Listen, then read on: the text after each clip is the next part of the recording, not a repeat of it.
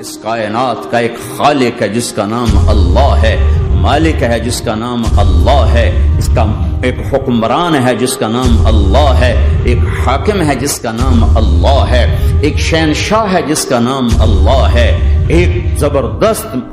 زبردست طاقت ہے جس کا نام اللہ ہے۔ مشرق پر بھی اللہ ہے اور مغرب پر بھی اللہ ہے اور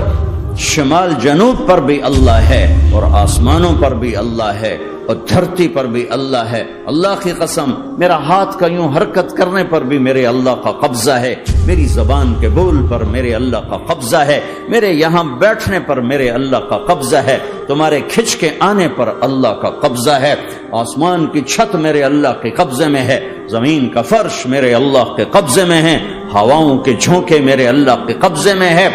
سردی کا موسم میرے اللہ کا ارادہ ہے، گرمی کی تپش میرے اللہ کا ارادہ ہے، بادلوں سے پانی کا گرنا میرے اللہ کا ارادہ ہے، برف کا گرنا میرے اللہ کی بادشاہی ہے، اور طوفانوں کا آنا، بجلیوں کا چمکنا، بادلوں کی گرج، موسموں کا تبدیل ہونا، درختوں کے پھلوں کے ذائقوں میں خوشبو، پھلوں میں مٹھاس، پھلوں کے اوپر کور، چھلکے، ان کے رنگ، ان کے ذائقے، اور تھنوں کے اندر دودھ، اور ہرن کے نافے میں مشک، اور سانپ کے منہ میں زہر، اور مکھی کے منہ میں شہد، یہ سب میرے اللہ کا ارادہ ہے۔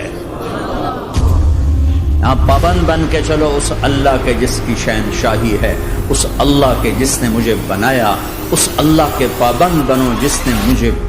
آنکھوں کا نور دیا، زبان میں بول دیا، جسم میں طاقت دی، عقل کو سمجھنے کے اوصاف دیے۔ اس اللہ کے پابند بن کے چلو جس نے قرآن کو اتارا، جس نے دھرتی کو بچھایا، جس نے آسمان کو اٹھایا، جو موت دینے والا ہے، جو موت کے بعد اٹھانے والا ہے۔ اس اللہ کے پابند بن کے چلو، اس اللہ کے سامنے جھکو جو قبروں کو پھاڑ کر مجھے پھر کھڑا کرنے والا ہے۔ اس اللہ کے سامنے جھکو جو ساری آدم کی مردہ نسل کو دوبارہ زندہ کرنے والا ہے۔ اس اللہ کے سامنے جھکو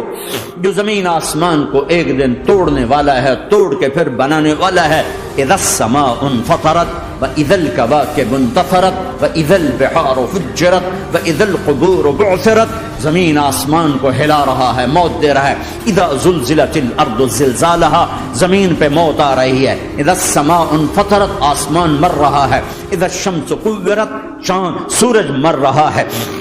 وَإِذَا الْجِبَالُ سُيِّرَتْ، یہ پہاڑوں کی موت ہے۔ عرش، فرش، لوح، قلم، کرسی، ہر شے کو فنا کے گھاٹ اتارنے والا اور خود ہمیشہ باقی رہنے والا، دائم رہنے والا، قائم رہنے والا، اپنی ذات میں قائم، اپنی ذات میں دائم، موت سے پاک، تھکن سے پاک، نیند سے پاک، اونگ سے پاک، ظلم سے پاک، ذوق سے پاک، خزانوں کا مالک، عزت کا مالک، قوت کا مالک، شہنشاہی کا مالک، کبریائی کا مالک، حیمنت کا مالک، جبروت